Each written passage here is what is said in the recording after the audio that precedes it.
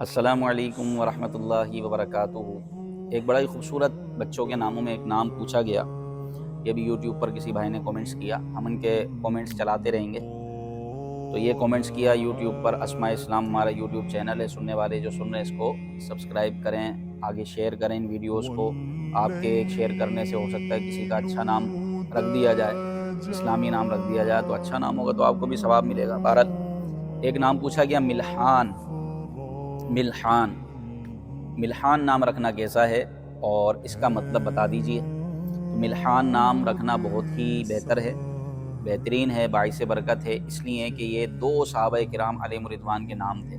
جی ہاں، ملحان، حضرت ملحان بن غطیف رضی اللہ تعالیٰ عنہ، حضرت ملحان بن زیاد اور حضرت ملحان بن شبل، یہ دو صحابی تھے جن کے نام ملحان تھے۔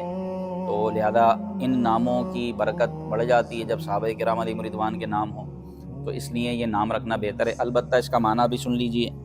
اس کا معنی ہے، ملحان کا معنی بھی سماعت فرما لیجئے، ملحان کا معنی ہے خالص سفید ہونا، خالص سفید ہونا، یہ ملحان کا مطلب ہے۔